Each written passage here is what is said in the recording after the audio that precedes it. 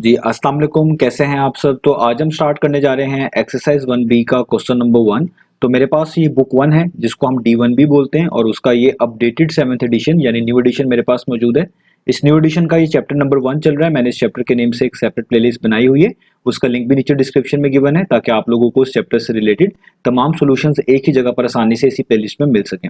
इसके अलावा आपको डिस्क्रिप्शन में मेरे सोशल अकाउंट्स के लिंक यानी मेरी फेसबुक प्रोफाइल और मेरे इंस्टाग्राम प्रोफाइल का लिंक भी मिल जाएगा। आप इन्हीं अकाउंट्स के थ्रू अपने क्वेश्चंस को, सजेशंस को मुझ तक भी पहुंचा सकते हैं। तो आइए स्टार्ट कर लेते हैं क्वेश्चन नंबर 1 को। तो अब आपको सामने स्क्रीन पर क्वेश्चन नंबर 1 की स्टेटमेंट भी लिखी हुई नजर आ रही है। नीचे ए से लेके डी तक 4 डिफरेंट पार्ट्स मेंशन्ड है, वो भी नजर आ रहे हैं। पहले हम स्टेटमेंट को रीड करेंगे, समझेंगे, फिर हम पार्ट नंबर ए से स्टार्ट लेंगे। तो यहाँ पे लिखा हुआ है find the highest common factor of each of the following sets of numbers. तो आपको कहा जा रहा है कि नीचे इन 4 पार्ट्स में जो डिफरेंट सेट्स ऑफ नंबर्स आपको दिए गए हैं, आपने इन नंबर्स का हाईएस्ट कॉमन फैक्टर, जिसको हम शॉर्ट फॉर्म में HCF भी बोल देते हैं, वो फाइंड आउट करके दिखाना है। तो पहले हमने ये समझना है कि हाईएस्ट कॉमन फैक्टर होता क्या है, उसके बाद हम देखेंगे कि हम एक मेथड से किस तरह इन तमाम सेट्स ऑफ नंबर का HCF यानी हाईएस्ट कॉमन फैक्टर निकाल सकते हैं। तो आइए स्टार्ट करते हैं HCF की डेफिनेशन से। तो हम इसको लिखा करेंगे HCF। तो H का मतलब हाईएस्ट, C का मतलब कॉमन और F का मतलब फैक्टर। तो अब मैं यहां पर आपको समझाने के लिए कि HCF होता क्या है, दो नंबर्स को यहां पर कंसीडर कर रहा हूं। लेट्स से हम एक नंबर यहां पे कंसीडर कर लेते हैं 10 और एक नंबर मैं कंसीडर कर लेता हूं 15। ये जस्ट आपको समझाने के लिए।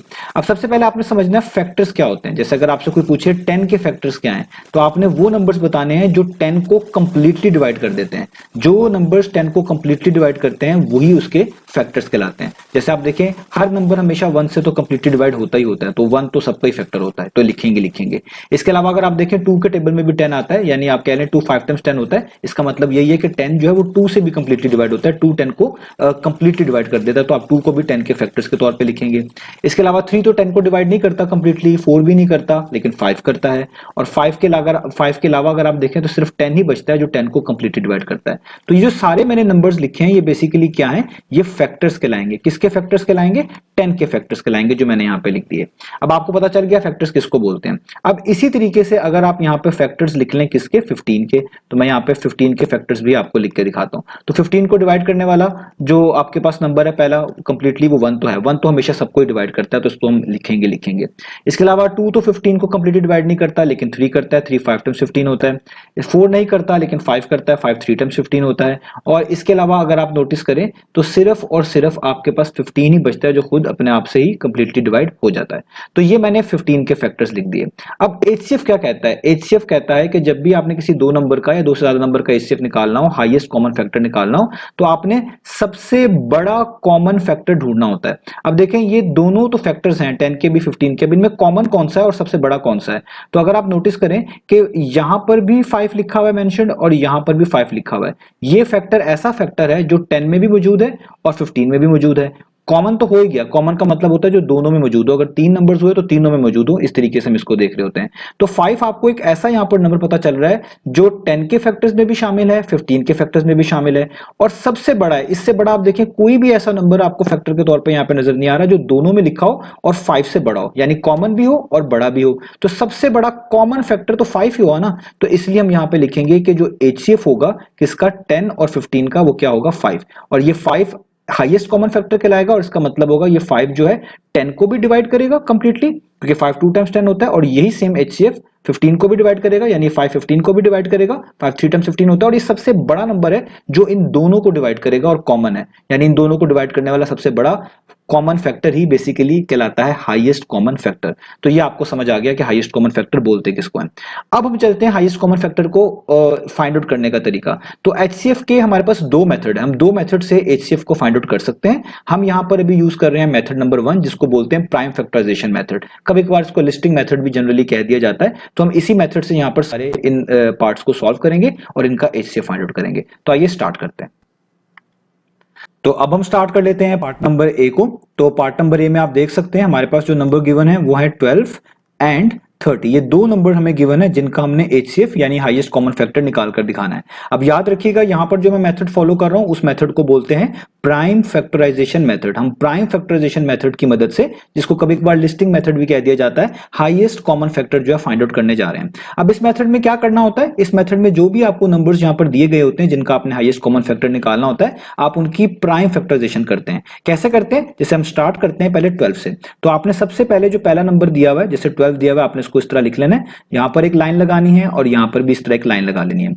आपने इस नंबर के तमाम प्राइम फैक्टर्स ढूंढने हैं, बेसिकली हमने ये करना होता है। यानी हमने स्टार्ट करना है सबसे छोटे प्राइम नंबर से, कि पहले ये चेक करना है कि क्या सबसे छोटा प्राइम नंबर इस नंबर को डिवाइड करता है। अगर नहीं करेगा तो फिर उससे नेक्स्ट प्राइम नंबर को देखेंगे, वो नहीं करेगा तो उससे नेक्स्ट प्राइम नंबर को देखेंगे। स्टार्ट हमेशा सबसे छोटे प्राइम नंबर से करना होता है। हमने यही देखना होता है कि इस नंबर को डिवाइड करने वाला सबसे छोटा प्राइम नंबर कौन सा है, और डिवाइड करने से मुराद है कंप्लीटली डिवाइड करने वाला। तो अगर आप देखिए सबसे छोटा प्राइम नंबर 2 होता है, तो 2 क्या 12 को डिवाइड करता है कंप्लीटली, बिल्कुल करता है। 2 6 टाइम्स 12 होता है, तो आप यहां पे लिखेंगे 2 6 टाइम्स 12। तो देखिए मैंने एक प्राइम फैक्टर 12 का ढूंढ लिया। अब आगे जो आपके पास नंबर्स यहां पर आते जाएंगे उनके लिए भी आपने यही सेम प्रोसेस करना है। अब जैसे 6 आ गया तो अब आपने फिर से देखना है कि सबसे छोटा प्राइम नंबर कौन सा है जो इस 6 को डिवाइड करता हो। तो आप देखिए सबसे छोटा प्राइम नंबर 2 है जो कि इस 6 को डिवाइड करता है, तो आप यहां पे लिखेंगे 2 3 टाइम्स 6। अब आगे आप चले तो देखिए 3 आ गया, 3 खुद से ही प्राइम नंबर है और 3 को डिवाइड करने वाला 3 खुद ही है, तो इसलिए आप यहां पे लिखेंगे 3 1 टाइम्स 3। तो आपने ये प्राइम फैक्टर्स ढूंढने का प्रोसेस तब तक करते रहना है जब तक यहां पर नीचे 1 ना आ जाए। जैसे ही 1 आ जाएगा हम अपना प्रोसेस स्टॉप कर देंगे। इसका मतलब हमने तमाम प्राइम फैक्टर्स ढूंढ लिए जो कि है 2 2 और 3। इसी को हम बेसिकली प्राइम फैक्टराइजेशन कह रहे होते हैं। अभी आगे जाके आप देखिएगा हम इसको प्रोडक्ट फॉर्म में भी लिखेंगे, वो भी इसी प्राइम फैक्टराइजेशन का पार्ट होता है। ठीक है, अब यही सेम प्रोसेस आपने 30 के साथ भी करना है। अब यहाँ पे 30 लिखते हैं, तो आप देखिए सबसे छोटा प्राइम नंबर कौन सा है जो कि इस 30 को डिवाइड करे। सबसे छोटा प्राइम नंबर 2 होता है, पहले उसको चेक करेंगे। तो देखें 2 15 टाइम्स 30 होता है, 2 इसको कंप्लीटली डिवाइड करता है, 2 15 टाइम्स होता है, तो इसका मतलब यहाँ पे लिख देंगे 15। अब देखिए 15 को डिवाइड करने वाला सबसे छोटा प्राइम नंबर कौन सा है, सबसे छोटा प्राइम नंबर 2 है, तो 2 तो डिवाइड नहीं करता कंप्लीटली 15 को। तो उसके बाद कौन सा प्राइम नंबर बनता है, वो है 3, तो 3 करता है, तो हम यहाँ पे लिखेंगे 3 5 टाइम्स 15। और 5 खुद से ही प्राइम नंबर है, तो आपको पता है 5 ने तो 5 पर ही कंप्लीटली डिवाइड होना है, तो 5 1 टाइम्स 5। नीचे 1 आ गया, हम प्रोसेस को स्टॉप कर देंगे। यही तमाम इसके प्राइम फैक्टर्स हो गए। अब हमने इसको लिखना कैसे है, अब हम यहाँ पे सबसे पहले जो 12 है इसके प्राइम फैक्टर्स लिखेंगे और उनको प्रोडक्ट फॉर्म में लिखेंगे। जैसे देखें 2 दफा 2 लिखा हुआ है, 1 दफा 3 लिखा हुआ है, आप इनको प्रोडक्ट फॉर्म में लिखेंगे। 2 टाइम्स 2 टाइम्स 3, ये मैंने लिख दिया। ठीक है, अब आपने 30 के प्राइम फैक्टर्स लिखने नीचे, तो आप यहाँ पे लिखेंगे 30 इज इक्वल टू, इसके फैक्टर्स क्या है, 2 टाइम्स 3 टाइम्स 5, तो मैं यहाँ पे लिख रहा हूं 2। ठीक है, और मैं यहाँ पर 3 को जो है थोड़ा सा आगे करके लिख रहा हूं यहाँ पर, जस्ट समझाने के लिए। आप इनको बगैर स्पेस दिए इस तरह भी लिख सकते हैं, याद रखिएगा। जस्ट समझाने के लिए मैं इनको इस तरह लिख रहा हूं, आगे मल्टीप्लाई बाय 5, क्योंकि इसके ये 3 फैक्टर्स थे।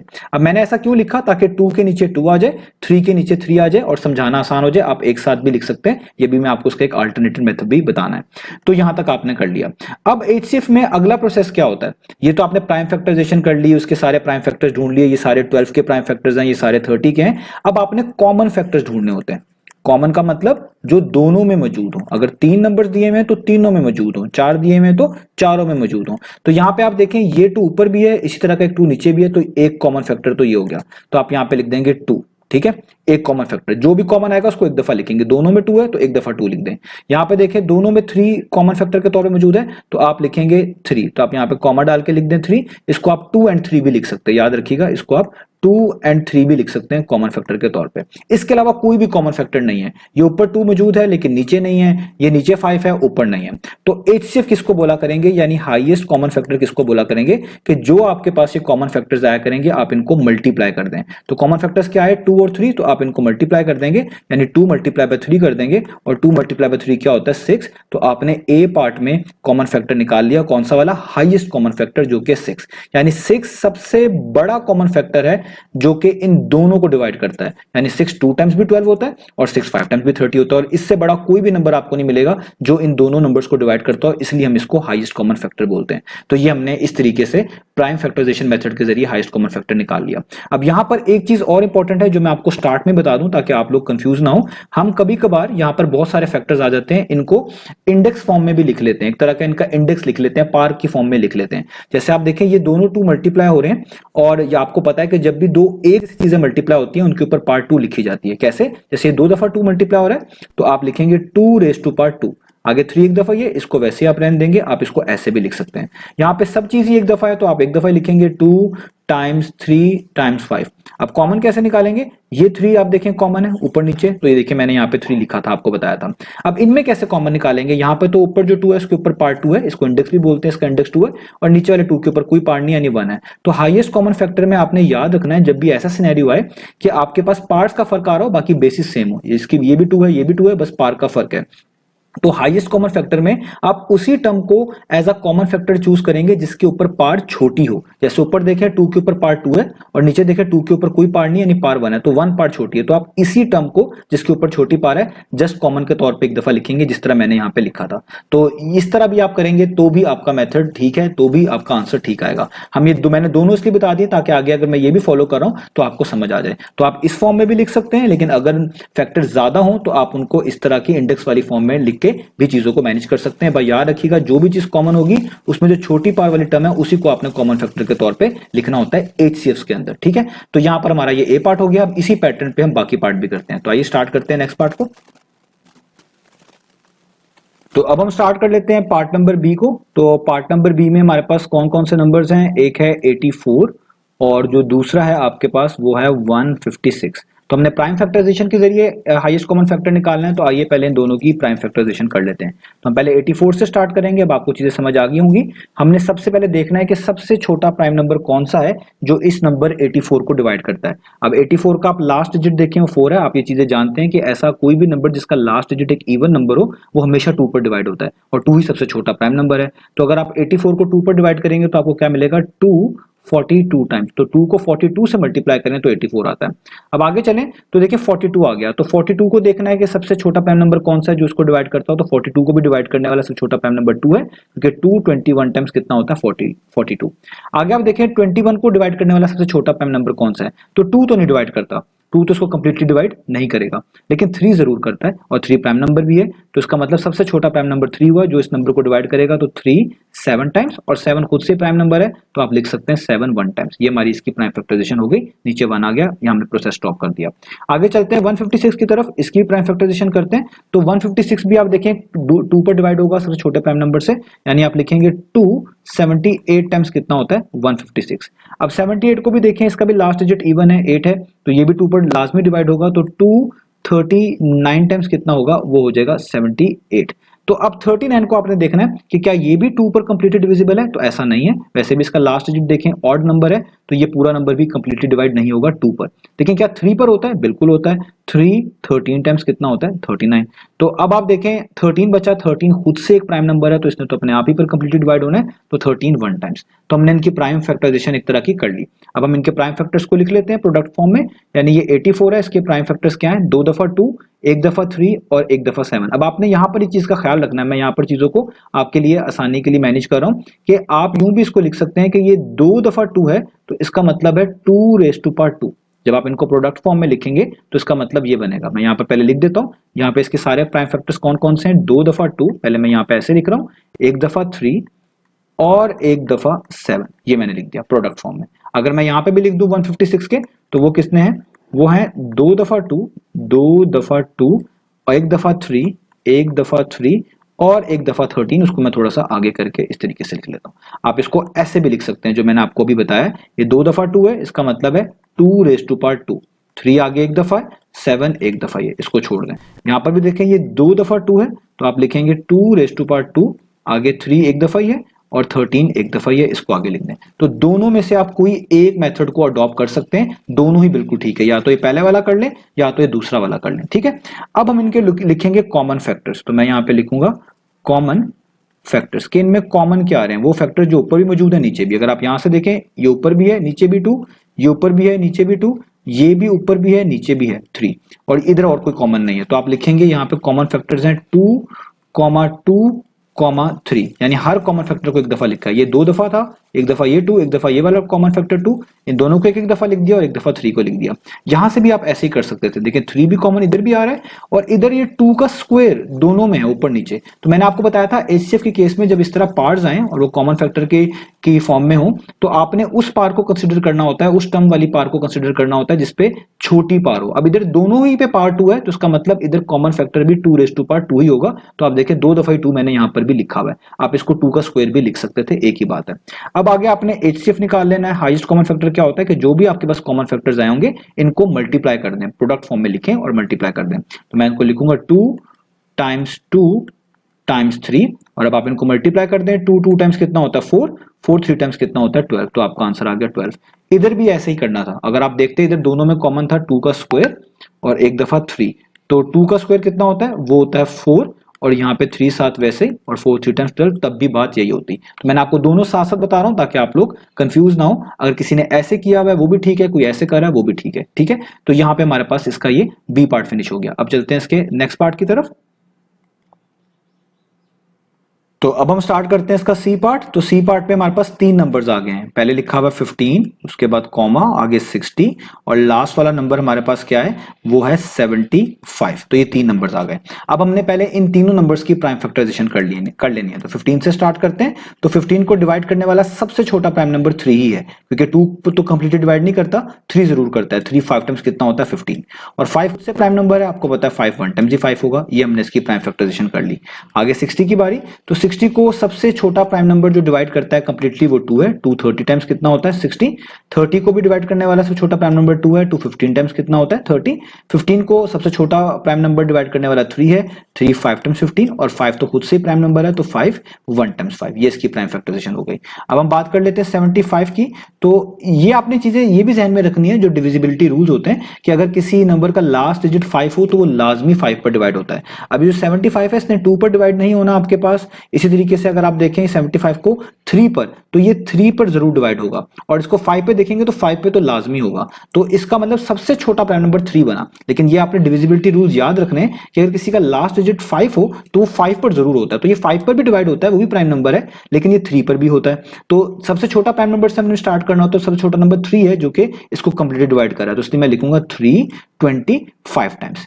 अब ये 25 ना 2 पर डिवाइड होता है ना ही 3 पर, ये डायरेक्टली अब 5 पर डिवाइड होता है। तो आप इसको लिखेंगे 5 एक प्राइम नंबर भी है, 5 5 टाइम्स 25 और इधर अब 5 आ गया, ये प्राइम नंबर है, आपको पता है 5 1 टाइम्स ही क्या होता है 5 होता है। अब आप इन तीनों के ये जो प्राइम फैक्टर्स हैं इनको लिख दें इधर प्रोडक्ट फॉर्म में। 15 के कौन कौन से हैं वो हैं 3 मल्टीप्लाई बाय 5।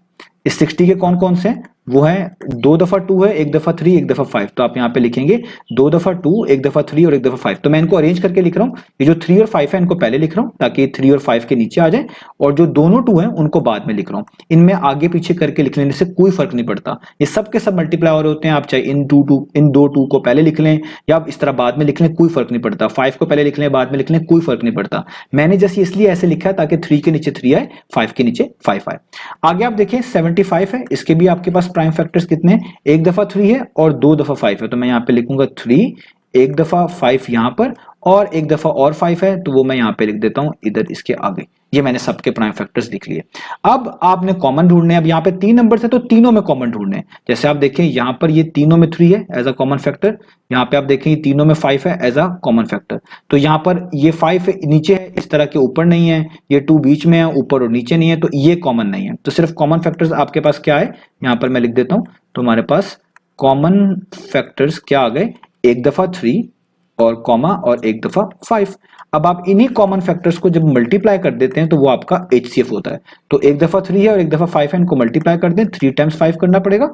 तो मैं यहाँ पे लिख दूं 3 टाइम्स 5। तो ये मैंने गलती से कुछ और लिख दिया था, तो 3 टाइम्स 5 लिखना है यहाँ पर, 3 टाइम्स 5। तो 3 टाइम्स 5 कितना होता है 15। तो इनका हाईएस्ट कॉमन फैक्टर क्या आ गया 15, यानी सबसे बड़ा नंबर 15 है जो इन तीनों नंबर्स को डिवाइड करता है, इसलिए हम इसको हाईएस्ट कॉमन फैक्टर बोल रहे हैं। तो ये हमारे पास हो गया इसका पार्ट नंबर सी। अब चलते हैं इसके नेक्स्ट पार्ट की तरफ।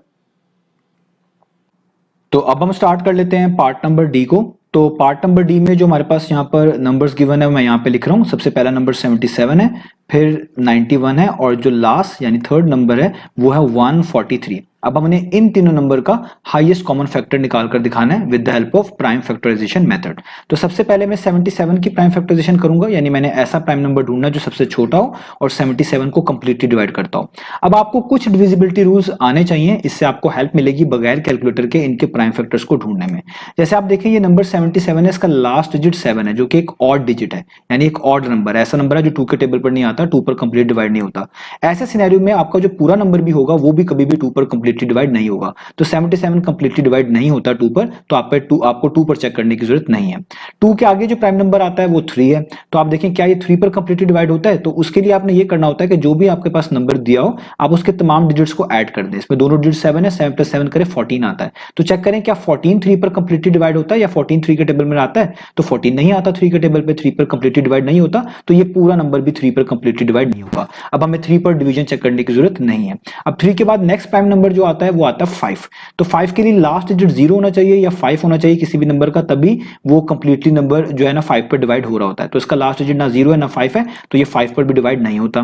5 के आगे जो प्राइम नंबर आता है वो 7 है, तो 7 पे तो आपको बड़ी आसानी से पता चल जाएगा कि ये डिवाइड होगा कंप्लीटली, क्योंकि 7 11 टाइम्स करें तो कितना आता है 77। इस तरह आपका टाइम बच जाएगा कैलकुलेटर के बगैर, अगर आपको कुछ डिविजिबिलिटी रूल्स आते होंगे। अब आगे ये 11 है, 11 आपको पता है ये प्राइम नंबर होता है, प्राइम नंबर अपने आप ही पर कंप्लीटली डिवाइड होता है, तो 11 1 टाइम्स ही होगा 11। ये हमने इसकी प्राइम फैक्टराइजेशन कर ली। अब चलते हैं 91 की तरफ। अब 91 पे भी यही रूल्स अप्लाई करेंगे। लास्ट डिजिट देखें आप 1 है, 1 को आप ऑड डिजिट के तौर पे कंसीडर करेंगे। ये 2 पर नहीं आता तो ये पूरा नंबर भी 2 पर कंप्लीटली डिवाइड नहीं होता। 3 के लिए आप 9 और 1 को ऐड करें, 9 + 1 10 होता है, 10 3 के टेबल पर नहीं आता, 3 पर कंप्लीटली डिवाइड नहीं होता, तो ये पूरा नंबर भी 3 पर कंप्लीटली डिवाइड नहीं होगा। 3 के बाद नेक्स्ट प्राइम नंबर जो होता है वो 5 होता है, और उसके लिए किसी भी नंबर का लास्ट डिजिट अगर 0 या 5 हो तभी वो नंबर कंप्लीटली 5 पर डिवाइड होता है। तो इस नंबर का लास्ट डिजिट ना 0 है ना 5 है, तो ये 5 पर भी कंप्लीटली डिवाइड नहीं होता। अब आपके पास बच गया 5 के बाद नेक्स्ट प्राइम नंबर जो कि आपके पास क्या होता है 7। तो 7 पर ये होता है, ये आप आसानी से चेक भी कर सकते हैं। 7 13 टाइम्स कितना होता है 91। तो इस तरह आपका कुछ टाइम बच जाया करेगा। आगे 13 खुद से प्राइम नंबर है, 13 1 टाइम्स आप कर लें तो हो जाएगा 13। आपको पता है इस तो अपने आप पर भी कंप्लीटली डिवाइड होगा। तो आपको कुछ अगर डिविजिबिलिटी रूल्स आते होंगे तो आपके लिए आसानी हो जाएगी। बाकी और भी डिविजिबिलिटी रूल्स है, जितने ज्यादा याद कर लेंगे उतनी आपके लिए आसानी हो जाएगी। आगे चलते हैं 143 पर। तो इसको भी मैं जल्दी से चेक करता हूं कि सबसे छोटा प्राइम नंबर कौन सा है जो इसको कंप्लीटली डिवाइड करता है। इसका लास्ट डिजिट ऑड है, 2 पर तो डिवाइड नहीं होगा। 3 के लिए करना चाहे तो 1 + 4 5, 5 + 3 7, इन तमाम डिजिट्स को ऐड करें 7 आता है, वो 3 के टेबल पर नहीं आता, 3 पर कंप्लीटली डिवाइड नहीं होता, तो पूरा नंबर भी कंप्लीटली डिवाइड नहीं होगा 3 पर। 5 पे चेक करने की जरूरत नहीं है क्योंकि लास्ट डिजिट 0 या 5 होना चाहिए था, वो नहीं है। आगे 7 बचता है, 7 पर आप इसको मैन्युअली डिवाइड करके देख सकते हैं, 7 पर भी कंप्लीटली डिवाइड नहीं होता। तो 8 9 तो प्राइम नंबर्स नहीं है, 10 भी प्राइम नंबर्स नहीं है, तो 11 आपके पास बचता है। तो ये 11 पर जरूर डिवाइड हो जाएगा। अगर आप देखें कि 11 को आपके किस नंबर से मल्टीप्लाई करें कि आपके पास 143 आ जाए, तो आपको पता चलेगा 13 टाइम्स। 11 13 टाइम्स कितना होता है 143। और आगे आपको पता है ये 13 खुद से प्राइम नंबर है, 13 1 टाइम्स, तो इसकी भी प्राइम फैक्टराइजेशन हो गई। अब इन तमाम के प्राइम फैक्टर्स को हम लिख लेते हैं। पहले 77 के लिखते हैं। इसका जो प्राइम फैक्टर है वो 7 और 11, इनको आप प्रोडक्ट फॉर्म में लिखेंगे 7 × 11। 91 के भी प्राइम फैक्टर्स को लिख लेते हैं, वो है 7 और 13, तो मैं यहाँ पे लिख दूंगा 7 और जो है 13। मैं 13 को यहाँ पर करके लिख रहा हूँ आपके आसानी के लिए, आप बगैर स्पेस डाले भी यहाँ पर लिख सकते हैं, ये जस्ट आसानी के लिए आपको यहाँ पर मैं इस तरह लिख के दिखा रहा हूँ। और आगे आप देखें 143, तो 143 के भी आपके पास 2 प्राइम फैक्टर्स थे, एक थे 11 और एक था 13, तो मैं यहाँ पर उसको लिख देता हूँ 11 × 13। ये मैंने थोड़ी सी स्पेस आगे पीछे किया आपको समझाने के लिए, अदरवाइज आप इसको सिंपल ऐसे भी लिख सकते हैं 7 × 11। नीचे वाले के प्राइम फैक्टर जो है इसको आप लिख सकते हैं 7 × 13 इस तरीके से, और उससे भी नीचे वाले को आप लिख सकते हैं 11 × 13। इससे भी कोई फर्क नहीं पड़ता, बस समझाने के लिए, चीजों को आसान बनाने के लिए मैंने इसको ऐसे किया। अब अगर आप नोटिस करें कि क्या इन तीनों में कोई कॉमन फैक्टर है, तो आपको पता चलेगा कि इन तीनों के अंदर कोई भी कॉमन फैक्टर नहीं है। अगर 7 यहाँ पर है तो उसको यहाँ पर भी होना चाहिए था, लेकिन वो यहाँ पर नहीं है। 11 ऊपर है कॉमन फैक्टर के तौर पे, मतलब फैक्टर के तौर पे नीचे 143 में भी है, लेकिन 91 में नहीं है। 13 नीचे भी है 143 के फैक्टर्स में, 91 के फैक्टर्स में भी है, तो ऊपर भी नहीं है। तो इनमें तो कुछ भी कॉमन फैक्टर के तौर पे नहीं है। तो जब भी आपके पास कोई भी 2 या 2 से ज्यादा 3 या 4 नंबर्स में ऐसे फैक्टर्स लिखे हो जिनमें कोई भी कॉमन फैक्टर आपको नजर ना आ रहा हो, तो उसमें हम जस्ट लिखते हैं कि इनका कॉमन फैक्टर क्या है, वो है 1। तो हम यहाँ पे लिखेंगे कि इनका जो कॉमन फैक्टर है वो जस्ट क्या है 1।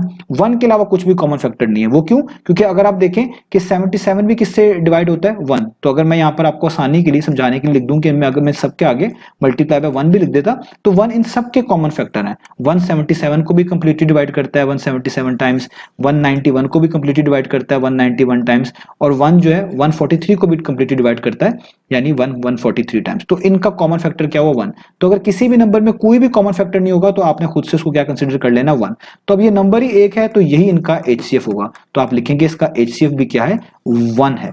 तो यानी 1 ही सबसे बड़ा कॉमन फैक्टर है, सबसे बड़ा नंबर है जो कि इन तीनों नंबर्स को डिवाइड करता है। कुछ केस में इस तरह के नंबर्स को को प्राइम नंबर्स भी बोलते हैं, जिनको डिवाइड करने वाला कॉमन फैक्टर जो होता है वो सिर्फ 1 ही होता है। वो भी चीजें और भी आएंगी, मैं आपको उनमें डिटेल में समझाऊंगा। लेकिन अब आपने ये याद रखना है कि अगर कोई फैक्टर ना मिल रहा हो कॉमन, यानी तीनों में होना चाहिए था कुछ ना कुछ एक जैसा नंबर, तो आपने ऐसे केस में कॉमन फैक्टर को 1 लिखना है। और उसकी रीजन भी बता दी है, आप इस तरह भी लिख लें ये ज्यादा बेटर है, इस तरह लिख लें ये भी ठीक है, इसमें भी कोई गलती नहीं है। तो यहाँ पर हमारा ये सारे पार्ट जो है फिनिश हुए। उम्मीद है आपको समझ आए होंगे। तो इंशाल्लाह नेक्स्ट वीडियो में मिलेंगे बाकी सॉल्यूशंस के साथ।